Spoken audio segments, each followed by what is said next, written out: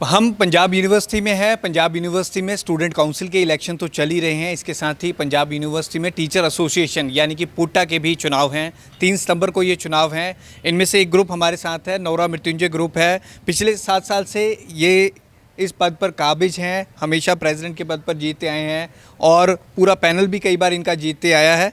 अमरजीत नौरा और मृत्युंजय सिंह हमारे साथ हैं। पिछले 7 साल से आप काबिज हैं, इस बार फिर आप चुनावों में खड़े हुए हैं। मतलब किस तरह से देखते हैं इस बार इलेक्शन को? देखिए, ये तो सब कम्युनिटी का फेथ है हम पे। हम हर साल हम कहते हैं ना कि जैसे हर साल बच्चे एग्ज़ाम पास करते हैं, हम अपनी परफॉर्मेंस जो हमारी टीम पूरी जुझारू होके हर साल जो काम यूनिवर्सिटी हमारे ऊपर होते हैं, कम्युनिटी के काम होते हैं, उनको पूरी ऑनेस्टी डेडिकेशन से करते हैं। फिर हम अपने वो काम फिर अपनी कम्युनिटी के बीच में लेके जाते हैं। तो हर साल हमें कम्युनिटी ने फेथ जताया है। वो हमारी कमिटमेंट, टीम की कमिटमेंट का ही नतीजा है कि जो कम्युनिटी हम पे बार बार जो फेथ रिपोज करती है और हम पे और एक जिम्मेदारी कंधों पर देती है कि हमने आपको फिर जिता के भेजा है और अपना काम उसी तरह से करते रहे। और हमने हर कोशिश की है कि कम्युनिटी के मुद्दे ही फोकस में रहें और कुछ नहीं। 2024-25 की अगर बात करें मृत्युंजय जी, इस बार क्या फोकस आपका रहेगा? देखिए, सबसे पहला फोकस जो कम्युनिटी में हम गए, हर साल जाते हैं तो एरियर के प्रति लोग पूछते रहते हैं। तो जैसा कि मैंने पहले भी और हमारे प्रेसिडेंट साहब ने पहले भी कई चैनल्स में कई तरह से इसको बताया है कि एरियर्स का जो है कमिटमेंट की चिट्ठी फरवरी में आ गई और उसके बाद जनरल इलेक्शंस की अनाउंसमेंट हो गई। बट हम लोग जो है इस बीच में कार्यरत रहे।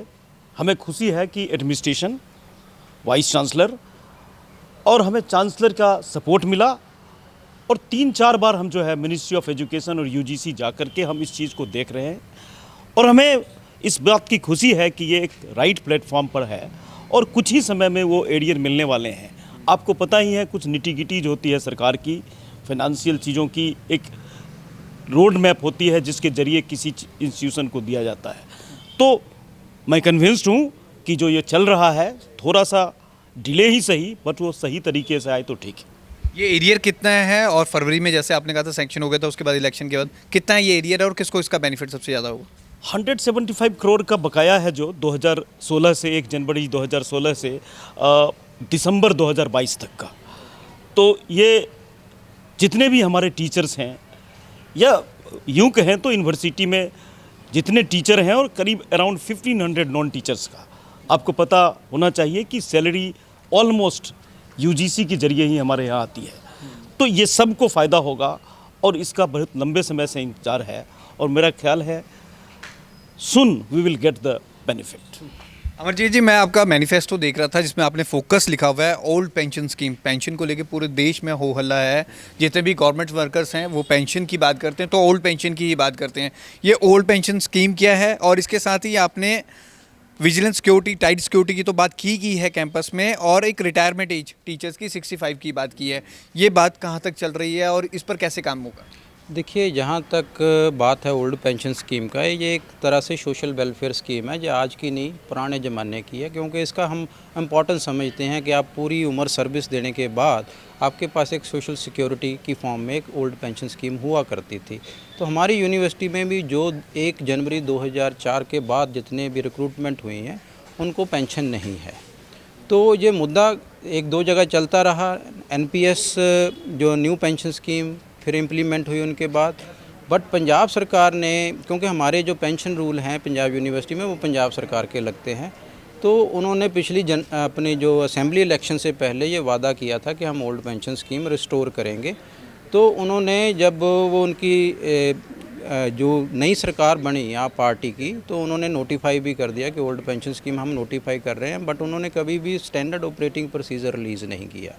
तो उसके लिए बड़ा संघर्ष चल रहा है। क्योंकि उसमें हमने एक फिर ज्वाइन किया एक पुरानी पेंशन बहाली संघर्ष कमेटी है जिसके प्लेटफॉर्म पे बहुत सारी 30 से ज़्यादा एसोसिएशन मिल चुकी हैं।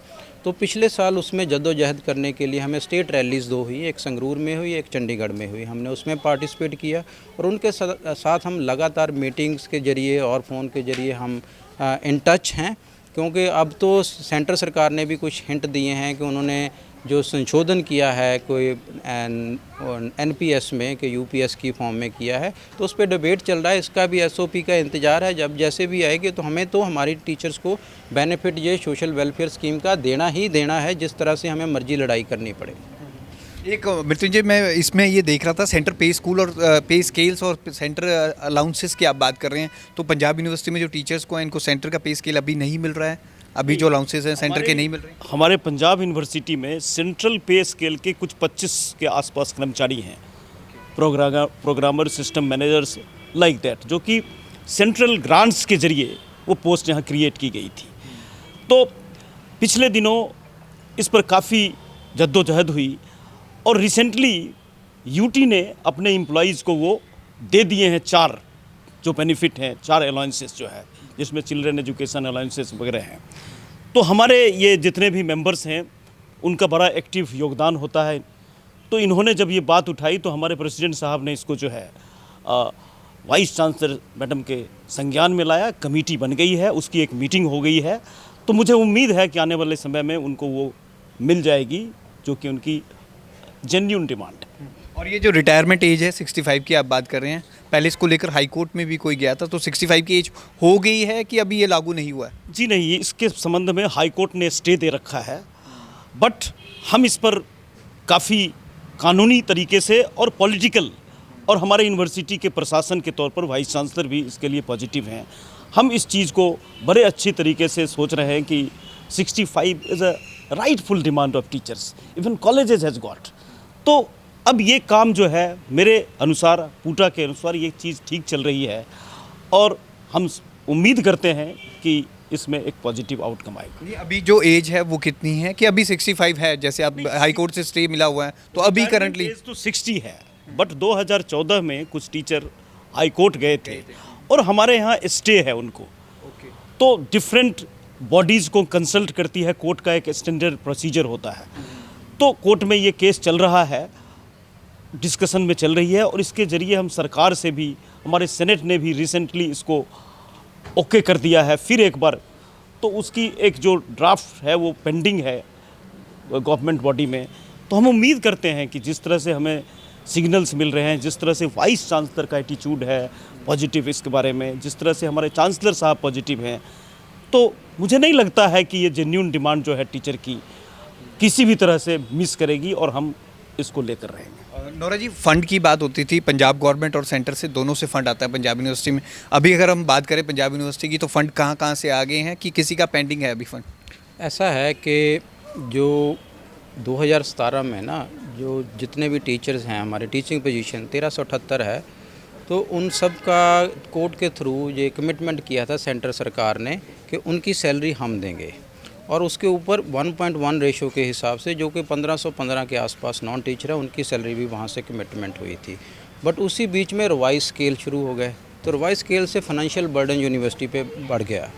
तो उसके लिए फिर पंजाब सरकार ने, क्योंकि नोटिफाई और रिवाइज स्केल बहुत लेट किए, तो मैडम ने जब पहले महीने ही वाइस चांसलर ऑफिस का चार्ज लिया तो उन्होंने फर्स्ट मंथ ही हमें रिवाइज सैलरी देनी शुरू कर दी, subsequent to the Punjab issue of the notification by the Punjab government.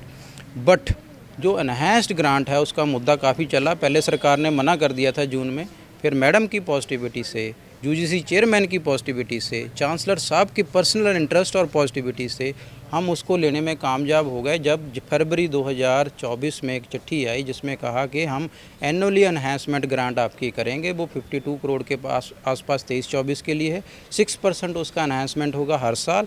But जो 2016 से 2022 तक 175 करोड़ के आसपास बनता है, वो पैसा भी कमिटमेंट हो गई है। उसकी बातचीत जैसे हमने कहा कि चल रही है, पैसा आने वाला है।